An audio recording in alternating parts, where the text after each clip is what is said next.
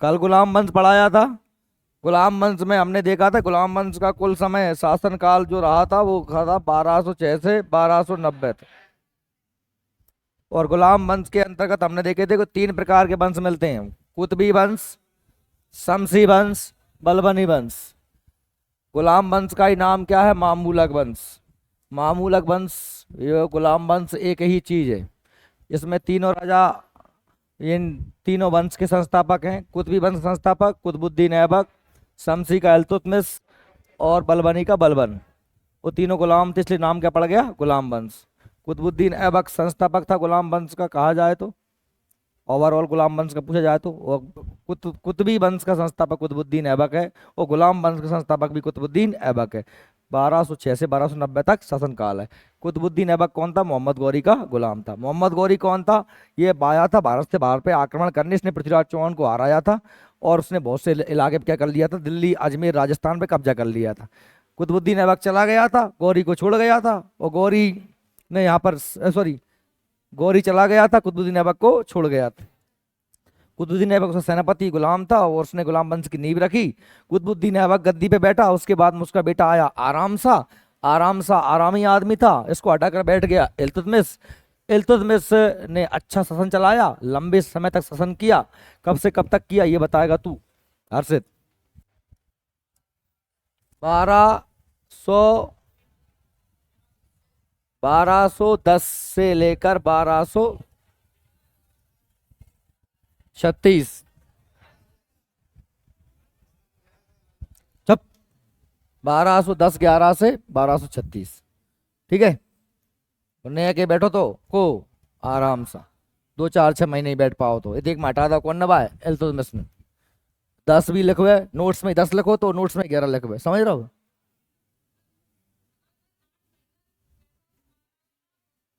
हाँ ठीक है, तू बैठे भाई थी, तू ना पढ़ो तो। 1210 11 से बैठ गया था कौन? इल्तुतमिश। और कब तक रहा? 36 तक। और 36 में नेक महीना के बैठ गए को जो रुकनुद्दीन। इल्तुतमिश तो चाह रहा हो तो कहा कि बाकी मोड़ी बने रजिया, कहा कि बाकी जो मोड़ा रुकनुद्दीन और बाकी मोड़ा आराम सा, ये बहराम सा, दो ही नालायक थे, दिन भर खा पी के सोते। पर इल्तुतमिश मरो, मरबे से पहले जा कहेगा इल्तुतमिश का कहेगा, ये तो सुनो इल्तुतमिश के मेरे बाद मेरे जो मोड़ा दो ही आराम खोर हैं इन्हें मत बनाइयो राजा। कौन बनाइयो? रजिया बनाइयो, सही कहेगा वो तो। लेकिन जैसे वो मरो इल्तुतमिश तो जो रोल लगो को रुकनुद्दीन कि मुँह ये बनाओ मैं तो रुकनुद्दीन हूँ, मैं तो रोंगो। तो जाए बनाओ 2 महीना है, पर जास ना चली न समरी तो रजिया गद्दी पे बैठ गई। को बैठ गई? यहां तक अपन ने कल पढ़ लिया था, रजिया के बारे में पढ़ना है। रजिया के बारे में कहानी सुना दी थी अपन ने स्लाइड से, रजिया के बारे में नहीं पढ़ा था। रजिया के बाद में हम फिर देखेंगे सीधे बलबन को। ये बहराम सा नसरुद्दीन टाइम पास कोई आदमी कोई मतलब के नहीं है। मंगोलों का आक्रमण हो गया था, एकता व्यवस्था चलाई थी इल्तुतमिश ने। इल्तुतमिश की मृत्यु कब हो गई थी? 1236, यहाँ तक बात हो गई थी। और इल्तुतमिश के बाद में इल्तुतमिश के जो पुत्र थे रुकनुद्दीन और बहराम शाह, ये थे अयोग्य। क्या थे? अयोग्य, शासन करने के योग्य नहीं थे। इसलिए इल्तुतमिश ने पहले से ही अपने जीवन काल में ही ये तय कर लिया था कि मेरे बाद मेरी बेटी ही राजा। लेकिन इस्लामिक शासन के अनुसार स्त्रियों को शासन करने का अधिकार नहीं है। या फिर ऐसे भी कह सकते हो कि जो दल ए चालीसा कौन ने बनाया था? इल्तुतमिश ने बनाया था। दल ए चालीसा क्या है? जैसे चहलगानी, 40 तुर्क सरदारों का एक संगठन। आप ऐसे कह सकते हो कि सुल्तान का कैबिनेट है ये। क्या है? चलिए, इल्तुतमिश मर गओ, वो कहेगा कि मेरे बाद मेरी बिटिया रानी को बनाना, ये पापा की परी है, इसको बनाएंगे राजा। पर बन गया रुकनुद्दीन। 2 3 दिन तक, 2 3 महीने तक शासन किया। समझ में आ गई कि वास्तव में जाए तो रोबे का लबा का चुकाव में नहीं आए, तो रजिया ने सत्ता को हथिया लिया। रजिया वाकई योग्य युवती थी। भारत की पहली और अंतिम सुल्तान सुल्तान इस्लामिक पहली मुस्लिम महिला। हालांकि महिला तो रजिया सुल्तान से भी भारत में महिला शासिका तो बहुत बड़ी हैं, बड़ी बड़ी शासिकाएं हुई हैं, अवंती बाई हुई, चाहे दुर्गावती हुई हैं, बहुत सी महिला शासिकाएं हुई हैं भारत में। लेकिन पहली मुस्लिम शासिका रजिया सुल्तान, रजिया सुल्ताना, ये जब गद्दी पे बैठी तो सबसे ज्यादा दिक्कत हुई उन 40 लोगों को जिन्हें बनाया था किसने, इल्तुतमिश। दले चहलगानी 40 तुर्क सरदारों को बड़ा बुरा लगता था, क्योंकि वो तुर्क थे, उनके बाप के साथ बैठे थे, उन्हें बिल्कुल अच्छा नहीं लग रहा था कि कोई महिला उन पे शासन करे, उन्हें दिशा निर्देश दे, उन पे हुक्म चलाए। और ये इसने इस्लामिक पर्दा प्रथा, हिजाब, बुरका मुर्का सब घरे धर दिया। बढ़िया चोगा और कूल्हा कोट पहन के, चोगा सिर पे टोपी लगा के, हाथी पे बैठ के दरबार में आने लगी, शासन करने लगी। और ये तुर्क सरदार इसकी कमी ढूंढने लगे, कुछ भी जैसे भी कुछ जुगाड़ मिल जाए इसको अपदस्थ कर दें। कुछ समय, इसका शासनकाल मात्र 4 साल का रहा। ये 1236 में गद्दी पे बैठी और 1240 में इसको मार दिया गया। तो आपको बताया था कि इसने एक गलती कर दी, एक याकूत नाम के व्यक्ति से इसने प्रेम कर बैठी और उससे लगाव ज्यादा हो गया, उसे अमीर आखूर बना दिया, जो एक बहुत बड़ा पद होता था अश्वशाला का प्रधान, जो केवल तुर्क सरदारों को मिलता था। वह इसने किसे दे दिया, एक याकूत नाम के व्यक्ति को दे दिया, जो कि मूल जाति से तुर्क नहीं था। और ये बात उन दले चालीसा के लोगों को हजम नहीं हुई और उन्होंने इसका विद्रोह कर दिया, विरोध कर दिया। और उन्हीं चालीसा में एक था भटिंडा का सूबेदार अल्तुनिया। अल्तुनिया ने विद्रोह कर दिया, पंजाब में पड़ता है भटिंडा, उसको आजाद करने की घोषणा कर दी कि हम तो आजाद करेंगे। ये उसको विद्रोह को दबाने पहुंची। याकूत और रजिया दोनों के साथ युद्ध हुआ। अल्तुनिया का, रजिया को गिरफ्तार कर लिया और याकूत को मार दिया। किसने, अल्तुनिया ने। अल्तुनिया जो 40 सरदारों में से एक था, भटिंडा का गवर्नर। रजिया ने दिमाग से गेम किया कि याकूत तो गया, अब इसके राज जोर चला जाएगा, तो उसने अल्तुनिया से ही विवाह कर लिया। अल्तुनिया और रजिया जब आ रहे थे दिल्ली की ओर, तब उन 40 लोगों ने कहा कि यार अगर जे आ गए तो रजिया का जो है चाल सफल हो जाएगी, भले सुल्तान जई बनी रहेगी, अल्तुनिया पावरफुल है तो वो इसकी रक्षा करेगा। तो उसने दिमाग लगाया उन 40 लोगों ने, और बहराम इल्तुतमिश के दूसरे पुत्र बहराम शाह को भड़का दिया और उसको पहुंचा दिया। तो वहां पे वो रास्ते में ही जब ये आ रहे थे तो इनको पकड़ के मार दिया गया, रजिया को और अल्तुनिया को। चलिए तो देखते हैं। रजिया बेगम 1236 से 40 तक प्रथम मुस्लिम महिला थी जिसने शासन की बागडोर संभाली।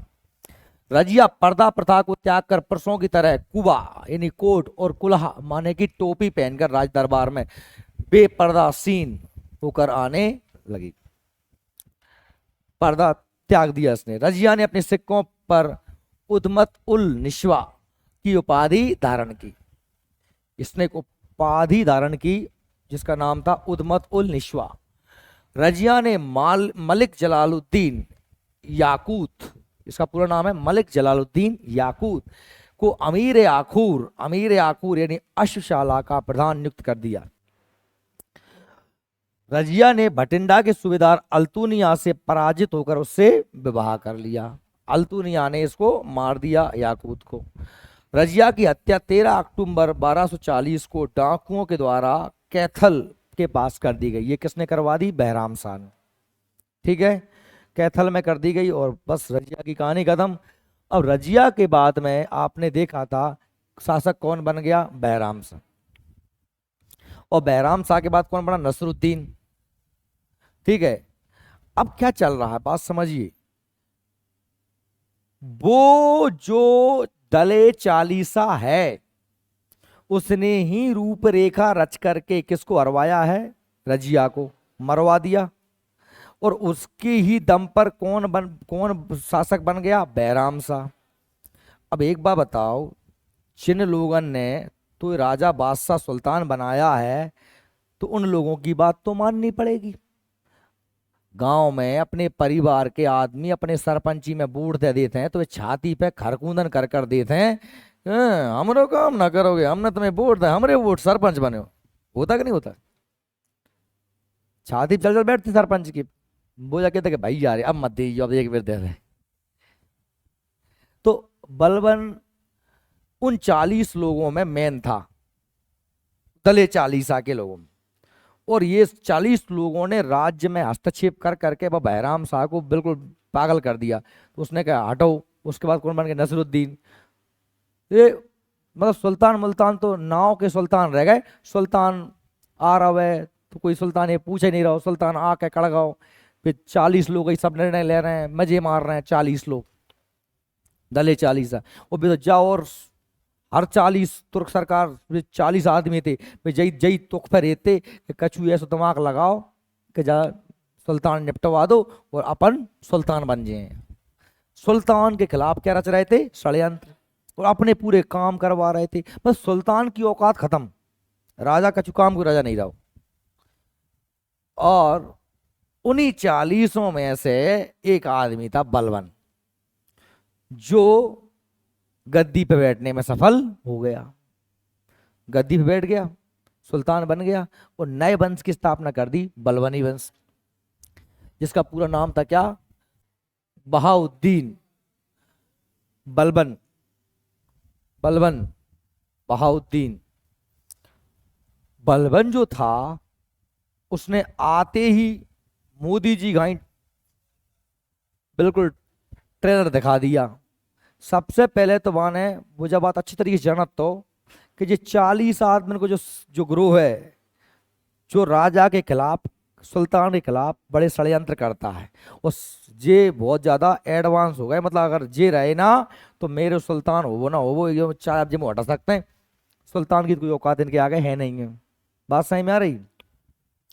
तो सबसे पहले वहां ने आके उन दले 40 को ही खत्म कर दिया।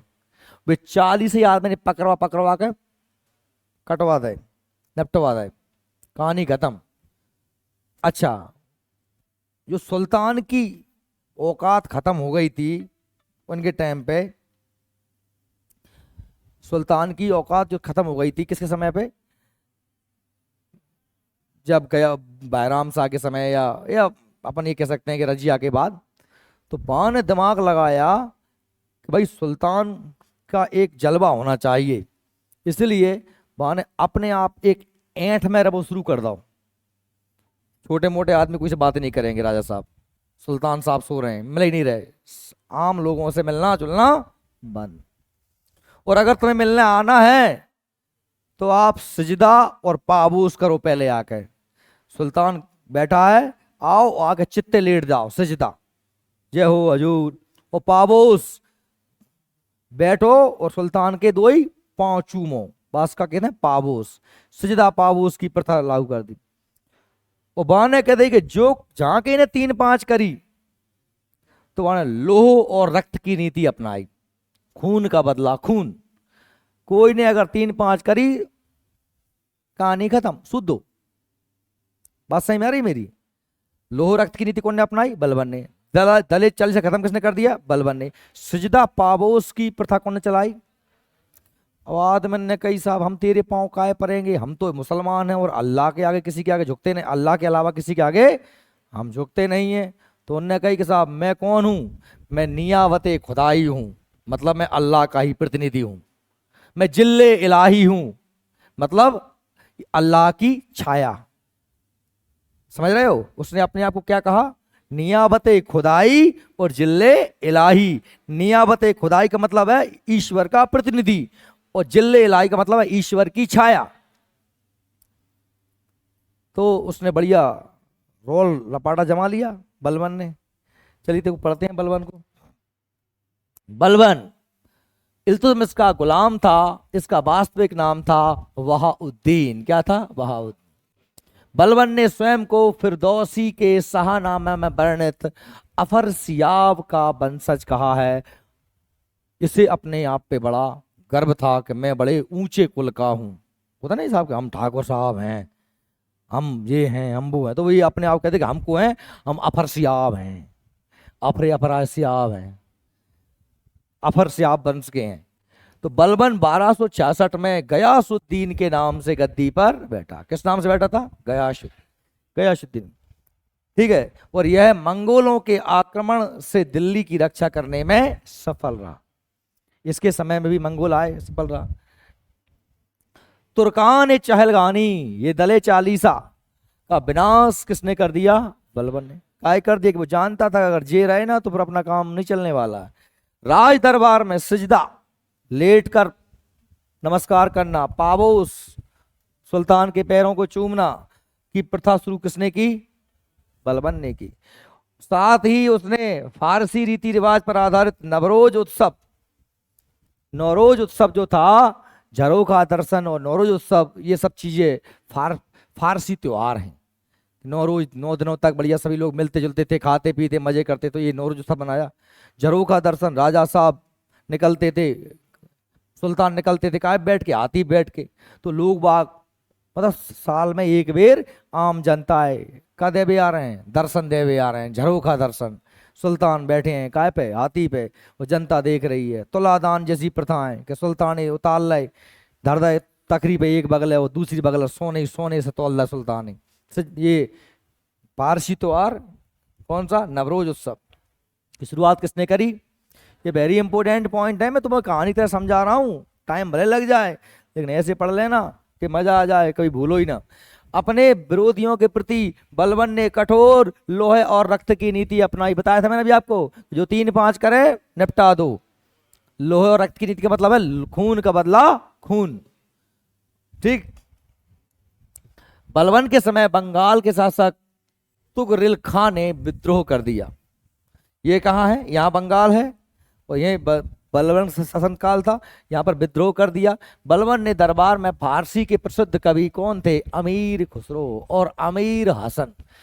ये अमीर खुसरो वही हैं जिन्होंने हमारी जो भाषा है ना वर्तमान में, जिसे हिंदी नाम दिया, हिंदी भाषा को उन्होंने कहा था क्या? हिंदवी। क्या कहा था? हिंदवी। हिंदी भाषा, हिंदी भाषा हमारी जो भाषा है उसका नाम जो हिंदी है वो किस, ये शब्द फारसी भाषा का है। किस भाषा का है? फारसी भाषा का है। हमारी भाषा का नाम भी हमारी भाषा का नहीं है। हमारी भाषा मूलतः संस्कृत से अपभ्रंश, संस्कृत से पाली प्राकृत अपभ्रंश अपभट्ट होते हुए हिंदी बनी है। हिंदी नाम तो हमें किसने दिया है? फारसी ने। फारसी मतलब ईरान के लोगों ने। ये अमीर खुसरो ही हैं जिन्हें जिन्हें हम कहते हैं तोताए हिंद। क्या कहते हैं? तोताए हिंद कहते हैं। ये लगभग 8 सुल्तानों के दरबार में रहे हैं अमीर खुसरो, बहुत से सुल्तानों के समय रहे अमीर खुसरो। अमीर खुसरो ने तबला बनाया और सितार का आविष्कार किया। तबला देखा है आपने? सितार देखा है? ये किसने बनाया? इसका आविष्कार किसने किया? अमीर खुसरो ने। अमीर खुसरो ने हिंदी में बहुत सी ग्रंथ, बहुत से साहित्य लिखा है। अमीर खुसरो ने जो लिखा है उन्हें कहते हैं पहेलियां मुकुरियां। क्या कहते हैं? पहेलियां और मुकुरियां। हरी थी भरी थी राजा जी के बाग में, दुसाला ओढ़े खड़ी थी। बताओ क्या है? भटिया। ठीक है। तो भैया अमीर खुसरो और अमीर हसन रहते हैं। बलबन में बलबन ने मलिक मुकद्दीर को तुगरिल कुश की उपाधि प्रदान की। ये मलिक मुकद्दीर था, उसको बलबन ने क्या कह दिया?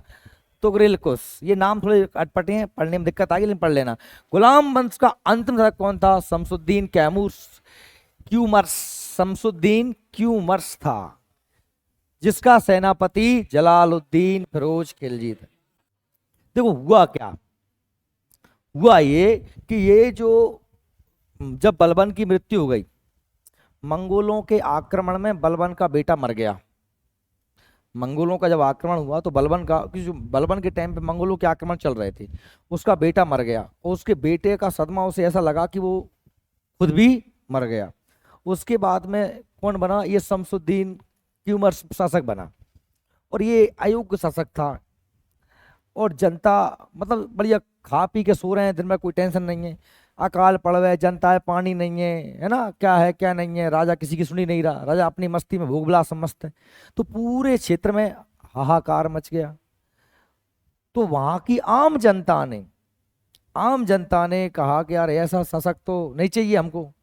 तो फिर जनता ने जो सबसे एक बुजुर्ग व्यक्ति थे, लगभग इन्हें शायद 80 साल की उम्र में शासक बनाया, किसको? जलालुद्दीन फिरोज खिलजी को। और यहां से नींव रखी जाती है खिलजी वंश की। खिलजी वंश में के शासन का जो जलालुद्दीन फिरोज खिलजी थे, इन्होंने बड़े शांति शासन किया, कम ही टाइम शासन किया, अच्छे भले काम करे इन्होंने। और इनके ही बाद में आ जाता है कौन? अलाउद्दीन खिलजी। सबसे ज्यादा हराम को रसिया टाइप को आइटम। ये तो रसिया है तो जो पूरे भारत में जाने सुंदर स्त्री ढूंढत फिरू करो। जो तुमने नाम तो सुना वो पद्मावती का? वो फिल्म देखी थी कौन सी? पद्मावत। पद्मावत। वो कोई ने भाषा कहता ही अलाउद्दीन खिलजी। इतना हरामखोर था अलाउद्दीन खिलजी कि जलालुद्दीन को भतीजे हुए तो जाके अलाउद्दीन के बाप में ताई दो ही मर गए थे बचपन में ही। कौन के? अलाउद्दीन के। तो बाप पालो कौन ने? जलालुद्दीन ने। पढ़ाओ लिखाओ, सेनापति बनाओ, और बड्डो होगा उस बाकी खुद की मोड़ी से ब्याह भी कर दो। मतलब भतीजा था तो मुस्लिमों में ऐसा हो ही जाता है, चाचा की बेटी का से शादी हो जाती है तो को दामाद भी होगा। डोकरा ने सब कुछ दिया उसको। और एक दिन बाने आके डोकरा ये सटका दिया, तो जे ने सब कुछ किया, भाई को मार के खुद गद्दी पे बैठ। मीत तो कोई कहता ही ना वो अलाउद्दीन खिलजी। और सुनो, अलाउद्दीन खिलजी का शासनकाल बहुत महत्वपूर्ण है, क्योंकि सबसे ज्यादा प्रश्न बनते हैं अलाउद्दीन खिलजी से, क्योंकि उसने बहुत लंबे समय तक शासन भी किया और उसने दक्षिण भारत में विजय पताका फहराई। सल्तनत काल जो केवल कहां तक था? उत्तर भारत में। उसको दक्षिण में कौन लेके गया? अलाउद्दीन खिलजी। देवगिरी के यादवों को मारा, गुजरात में मारा, सबको नीचे कोहिनूर लूट लाया, बहुत मचाया। उसको मालूम चला कि वो रतन सिंह है, रतन सिंह की पत्नी है पद्मावती, ये भारी सुंदर है। किसी ने बता दिया होगा, पेंटिंग वेंटिंग देख कर उसका दिमाग घूम के उनका अच्छा सुंदर है, चलो चलते हैं कहीं। अच्छा चलते मलते क्या, उसने पत्र लिख दिया, सुल्तान है वो तो, उसने लिख दिया पत्र रतन सिंह। अच्छा जो पद्मावती थी वे कहाँ की थी? श्रीलंका की। और उनको ब्याही कहाँ गई थी? चित्तौड़गढ़। चित्तौड़गढ़ कहाँ? राजस्थान में। राजा का नाम तो रतन सिंह, तो उन्होंने पत्र लिख दो रतन सिंह के, राजपूत राजा रतन सिंह के, सुनो तुम्हारी ये पद्मावती हमें दे दो। ऐसा होता है का? राजपूत, राजपूती शान ने कहा भैया ढंग से बतरा के चाह जो नहीं कह रहा है, नहीं दे रहे तो युद्ध करो, आ जाओ। वो आ गई सेना, घेर लिया वो सुल्तान। वो चित्तौड़ छोटा सा राज्य, लेकिन अब राजपूती शान लड़ने तैयार हो गए। बाद में 6 महीना तक डर रहे डेरा, चित्तौड़ के गेट नहीं खुलवा पाए। तो आखिरकार उसने एक प्रपोजल रख दिया। किसने? अलाउद्दीन खिलजी ने, कि एक काम करो कि भाई साहब अब मैं इतनी दूर से आऊँ दिल्ली से, वो 6 महीना मोजा हो गए, अब देख ही लंदो के शक्ल ही देख लंदो कैसी यही पद्मावत। तो उनने कही, उनने सोची होगी रतन सिंह ने कि यार युद्ध होएगो, लाखों आदमी मरेंगे, अब जो देख भी की तो कह रहा है तो ठीक है आप हमारे मेहमान हो, जाओ तुम्हें दिखाएंगे। तो वहां जाके थे कि सुनो कि मैं सामू आमू सामू नहीं आ रही, कि तुम मुझे कांच मोर या पानी में से देख लेना। फिल्म तुमने देखी होगी, अरे फिल्मों में तो बढ़ चढ़ा के बता देते हैं कुछ भी। अंदर गया वो अलाउद्दीन खिलजी, और अंदर जाके उसने बढ़िया स्वागत मौगत खाना पीना सब हुआ। तो बाद में अपन मेजमान जब जाते हैं तो मेजमान ने बाहर छोड़ भी नहीं जाए गेट नो, कहे चलो कुमार साहब छोड़े यहाँ भूपा जी है बाहर नो। तो वो छोड़ गए बाहर है रतन सिंह भाई अलाउद्दीन खिलजी। तो जैसे ही गेट के बाहर पहुंचे, बारह बागी सेना थी, पकड़ वाला है रतन सिंह, इन्हें धोखा कर दिया। तो हालांकि पद्मावती ने अपने जो सेनापति वगैरह थे बढ़िया उनसे पूरी रणनीति रची, और रणनीति से रतन सिंह को अलाउद्दीन खिलजी की कैद से छुड़ा लिया। बाद में रतन सिंह अंदर आए और फिर मुगलों के और राजपूतों के बीच में भयंकर युद्ध हुआ। अब ये तो स्वाभाविक सी बात है कि वो युद्ध का परिणाम तो पहले ही घोषित था कि उनकी सेना छोटी सी थी मुगल सॉरी इनकी सुल्तानों की सेना अलाउद्दीन सेना बहुत बड़ी थी और सेना हार गई। रतन सिंह मारे गए, सेनापति मारे गए, ये मालूम जैसी ही जानकारी लगी भी थे तो वे तो उन्हें पहले ही तय हो गया था कि साहब जैसे ही ये मालूम चले कि ये शासक हार हो गई तो उन्होंने पहले ही बहुत बड़ा आग का एक कुंड बना रखा था और 1,000 से भी ज्यादा रानियां एक साथ में आग में कूद गई और क्या कर लिया, जौहर कर लिया, क्योंकि हमारे शरीर को ये छू ना पाए। ये मतलब ऐसी ऐसी मर्दानियां हुई हैं, जा आग में कूद जाना भारत में तो ये कोई छोटी मोटी बात थोड़ी ना है। तो हालांकि परवनारों के दिन मायावती कह रही थी कि मैं होती पद्मावती की जगह तो मैं जौहर ना करती। मायावती कह रही थी, अब सुना था परसों नरसों दिन खबर पड़ी थी। तुम पढ़ते ही कहाँ हो कुछ, न्यूज म्यूज देखते हो? खिलजी वंश को हम पढ़ेंगे कल और करंट अफेयर्स आप लोग सब लोग लिख लिया था ना।